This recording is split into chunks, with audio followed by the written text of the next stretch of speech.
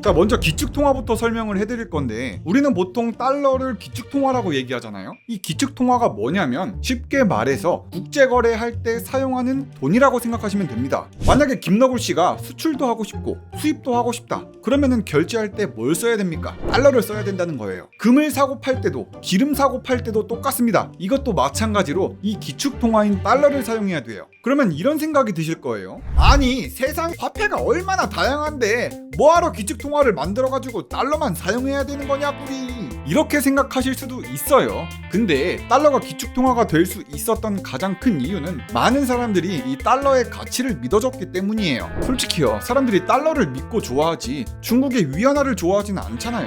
중국 돈은 뭐 믿을 수가 있어야죠. 진핑 형님이나 공산당 고위 간부가 아니면요, 중국 인민은행이 어떤 기준으로 위안화를 찍어내는지 알아낼 수가 없어요. 그러니까 중국의 위안화의 미래를 믿을 수 있겠습니까? 예측조차 안 되는데요.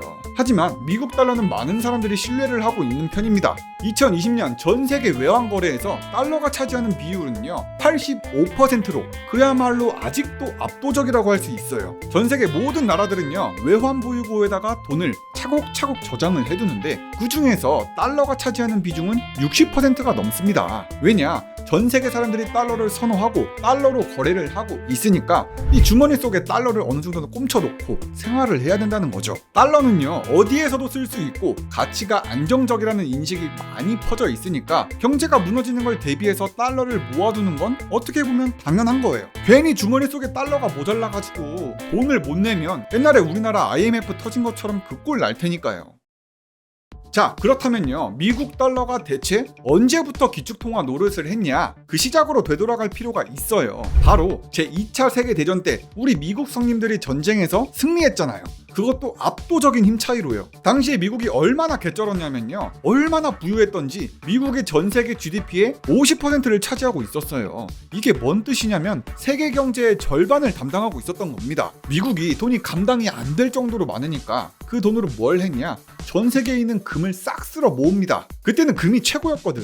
미국의 금 보유량은 1938년 총 145억 달러에서 1945년 250억 달러까지 불어났어요. 결국 미국은 전 세계 금의 70% 이상을 차지하는데 성공했습니다. 이렇게 미국이 전 세계를 평정하고 씹어 먹어 보니까 어떤 생각까지 하냐? 내가 전쟁도 이겼고 돈도 제일 많으니까 앞으로 전 세계를 내 중심으로 돌아가게끔 해야겠습니다 라고 생각을 해서 그 당시 잘 나간다는 나라 44개를 불러다가 미국 브레튼 우즈로 불러내요. 그리고 이렇게 이야기합니다. 내 밑으로 다 집합해 보십시오. 앞으로 국제무역할 때 다른 화폐들 쓰지 마시고 우리 미국 달러를 쓰십시오. 당시 미국은 최고의 부자였겠다. 그리고 군사력도 제일 셌겠다.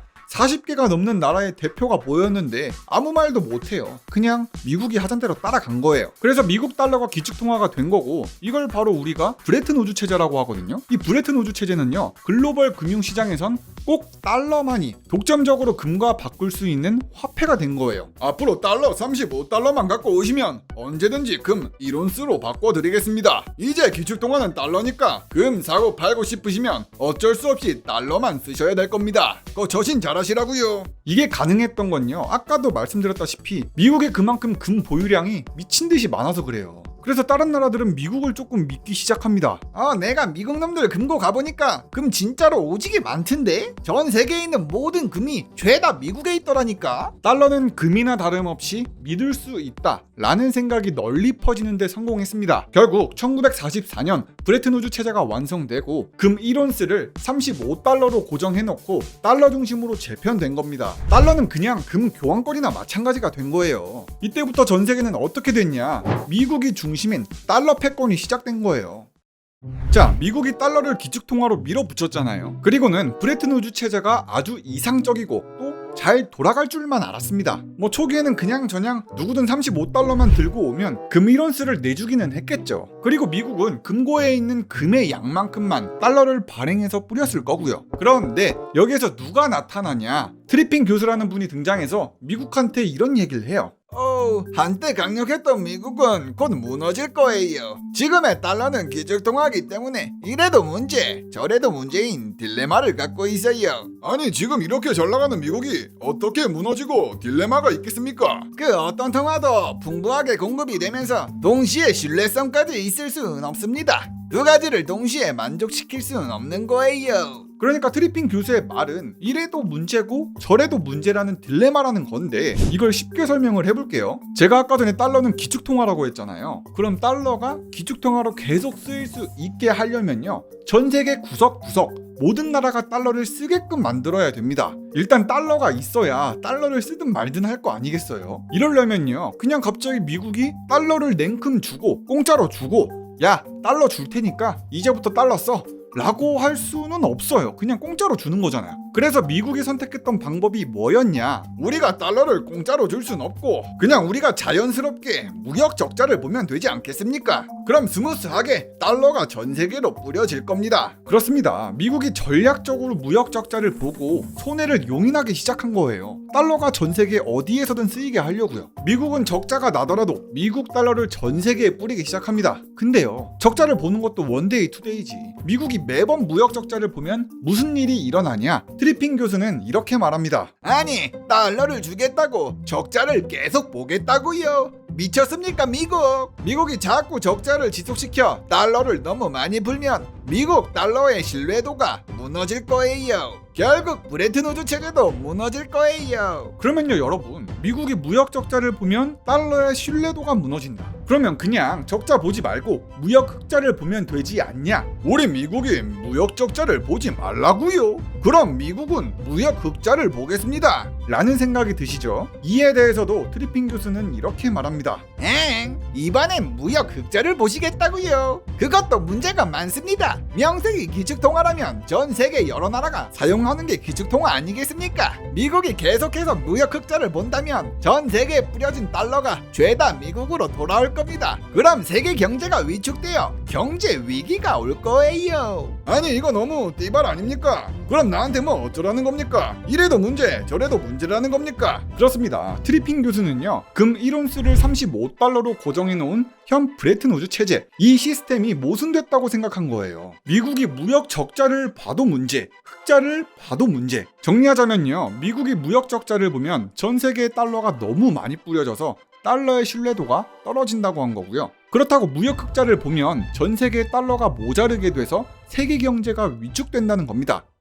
자, 그렇다면요, 트리핀 교수가 주장했던 대로 트리핀 딜레마가 일어났냐? 이러지도 못하고 저러지도 못하는 상황이 연출이 됐냐? 그렇습니다. 미국의 절대적인 강력함이 오래 지속될 줄 알았는데 사실 그러질 못했어요. 시간이 지나면서 달러 패권이 흔들리기 시작한 거죠. 그러면요, 브레튼 우즈 체제 이후에 뭔 일이 터졌길래 달러가 무너진 거냐? 이에 대해서 크게 세 가지 이유가 있습니다. 첫 번째로는 마셜 계획인데요. 미국이 전쟁이 끝나고 브레튼 우즈 체제도 만들었겠다, 전 세계에 달러를 쓰라고 돈을 뿌려야 됐다고 했잖아요. 그 방법으로서 채택이 됐던 게 마셜 플랜이라는 정책이었거든요. 이 마셜 플랜이 뭐냐면 전쟁이 끝나고 나서 세계 경제가 엉망진창일 거 아니에요. 특히 전쟁터였던 유럽, 일본, 그리고 우리 대한민국은 뭐 그냥 개판 5분 전이었습니다. 여기다가 미국이 달러 쓰라고 돈을 뿌려줬던 게 마셜 플랜인 겁니다. 어이, 이제 달러가 기축통화 아니겠습니까? 저희가 마셜 플랜으로 달러 지원해 드릴 테니 퍼뜩 맛 좀 보십시오. 이런 식으로 미국은요, 전 세계의 달러를 원조하는 방식으로 돈을 뿌렸던 거예요. 사실상 이 마셜 플랜 지원금의 90%를 공짜로 주는 무상 원조였습니다.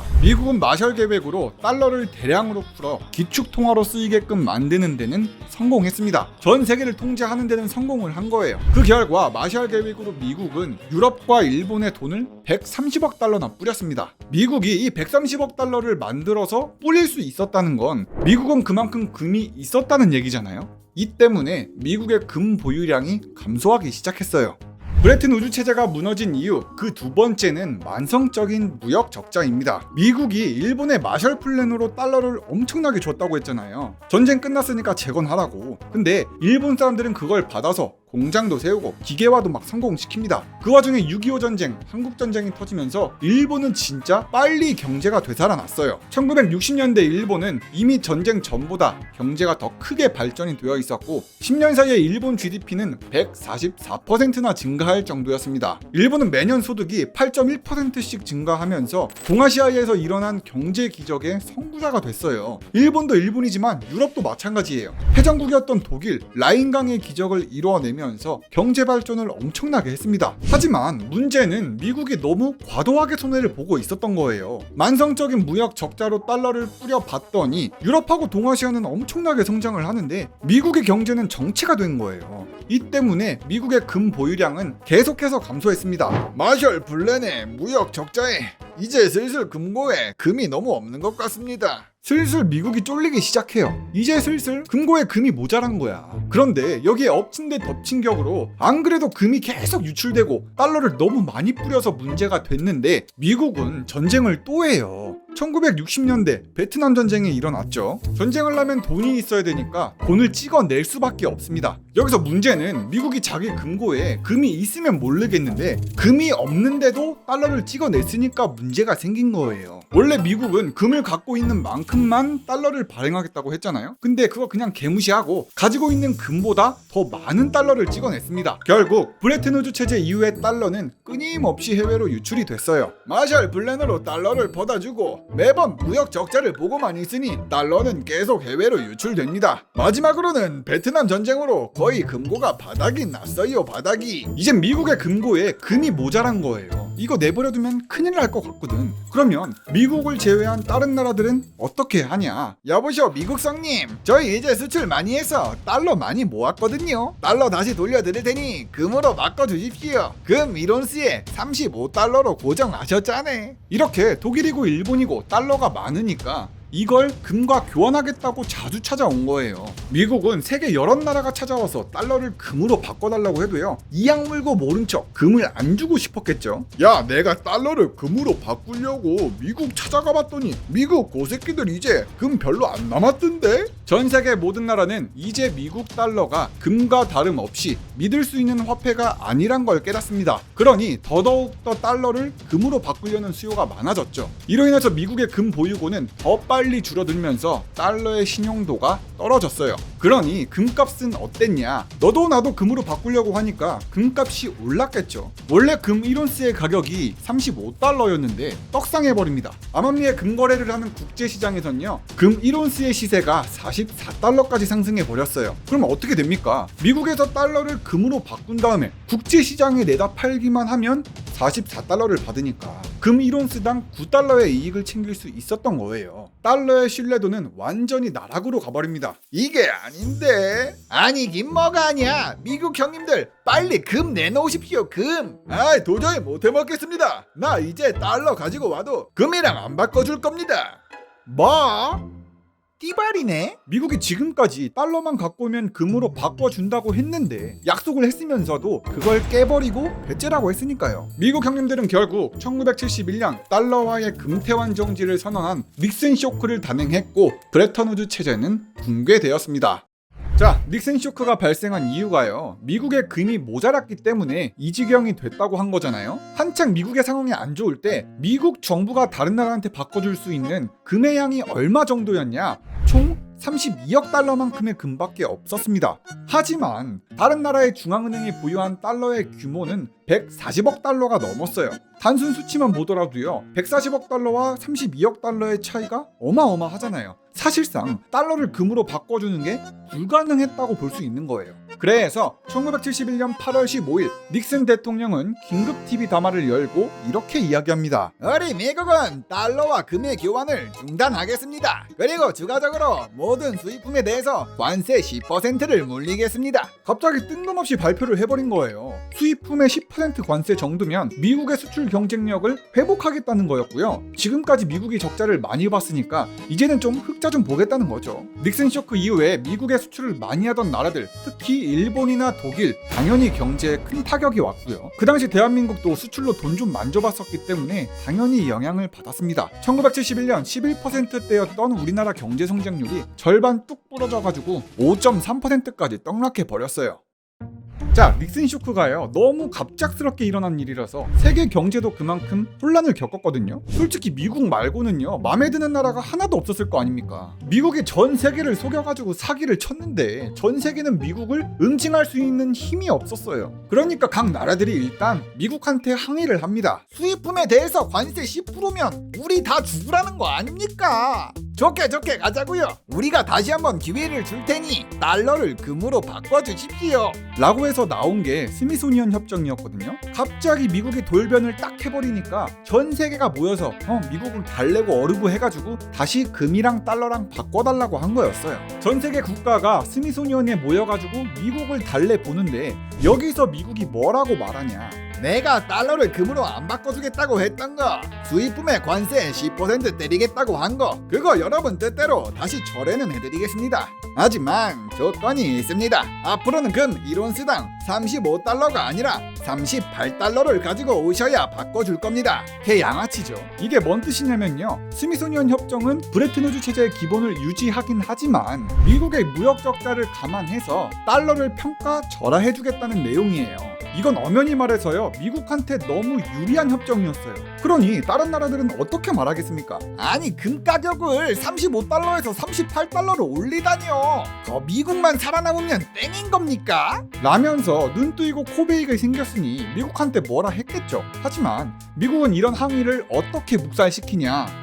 이거 조용히들 안 합니까? 내가 전 세계에서 제일로 센 짱짱맨인 건 사실 아닙니까? 군소리 말고 시키는 대로 하십시오. 미 수입품 관세 10% 맛 좀 보시겠어요? 어디 한번 매운맛 좀 보셔야겠습니까? 미국의 수입 관세 10%라는 카드는요, 진짜 협박이나 마찬가지였어요. 완벽하게 전 세계를 압도시켰습니다. 미국이 양아치 짓을 해도 전 세계는 어쩔 수 없이 받아들일 수밖에 없었던 거예요. 그래서 전 세계는 일단 미국을 용서하기로 했고요. 미국을 처벌하지도 못하고 일단 힘이 세다는 이유로 덮어준 거예요. 자꾸 달러 가지고 와서 금이랑 바꿔달라고 하면 관세 10% 쳐맞는 거예요. 알지? 처신 잘하라고. 그런데 얼마 뒤에 미국은요, 이것마저도 또 뒤집어 버려요. 1973년에 미국은 달러를요, 금 1온스당 38달러였던 걸 42.22달러로 다시 한 번 더 평가 절하를 합니다. 얘들아, 또 속냐? 크크루 삥뽕. 너네가 달러를 아무리 갖고 와봐야 금으로 안 바꿔줄 거라니까. 와, 진짜 벌어지죠.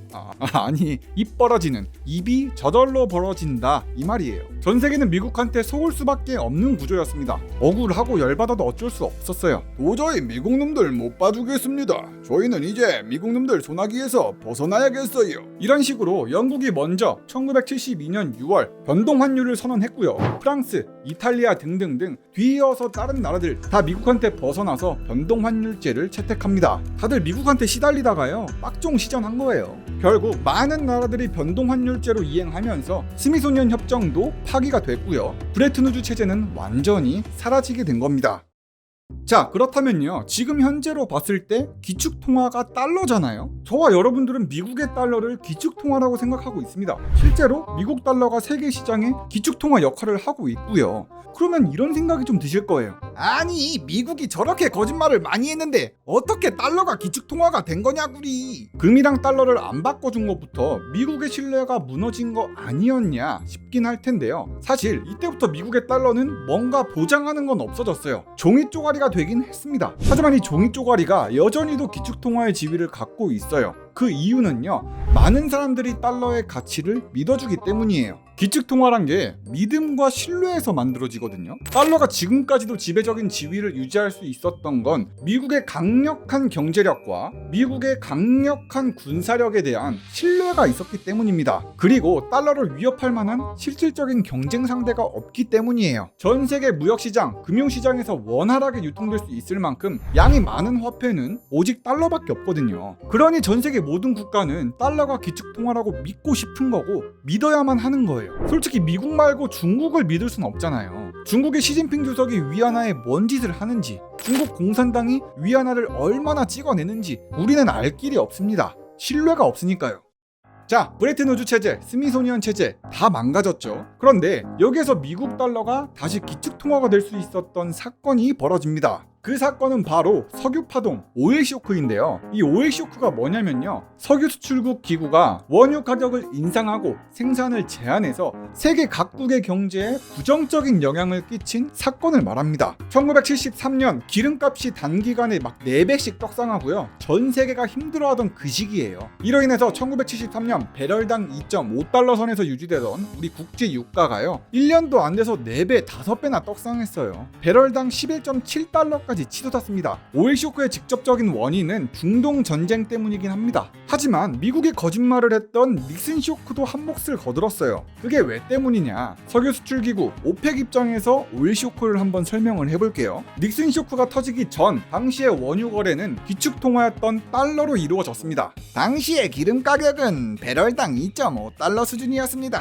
꽤나 오랫동안 이 가격이었지요. 그런데 갑자기 닉슨 쇼크가 오고 스미소니언 협정이 다 파기가 되면서 달러의 가치가 떨어졌어요. 그러면 당연히 오펙 입장에서는 배럴당 2.5달러로 석유 팔아봐야 손해가 된 거예요. 그러니 이제는 달러를 더 많이 받아야겠죠. 그래서 닉슨 쇼크 직후인 1971년 9월 석유 수출기구 오펙은 이렇게 말합니다. 달러의 값어치가 떨어졌으니 달러로 팔던 석유 가격을 올려야겠습니다. 이해가 조금 되시죠? 산유국들은 원유를 팔아봐야 이 달러를 받아봤자 예전만큼 금을 살 수 있는 달러가 아니야. 그러니까 원유 가격 인상 카드를 만지작거린 거예요. 보통 우리가 1차, 2차 오일 쇼크를 이야기할 때요, 그 원인을 중동 전쟁에서 찾습니다. 당연히 그 말이 맞고요. 하지만 닉슨 쇼크로 인한 달러 가치 하락이 나름의 뒷배경이 아니었나 라고 할 수 있겠습니다. 자, 아무튼 간에요, 오일 쇼크는 발생을 했죠. 석유 가격이 갑자기 엄청나게 올랐어요. 원유 가격의 떡상은 전 세계에 엄청난 충격을 몰고 왔습니다. 이건 미국도 마찬가지였죠.